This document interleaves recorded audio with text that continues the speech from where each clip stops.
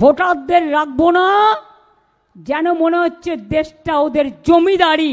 আমি বলি জমিদারি মানুষের, তোমাদের নয়। আজকে কেন্দ্রে ক্ষমতায় আছো তো এজেন্সি লাগিয়ে যা ইচ্ছে তাই করছো, ভাবছো এইভাবেই চলে যাবে? অন্যদের বদনাম করে নিজেরা টাকা কামাচ্ছ আর অন্যদের চোর বলছো।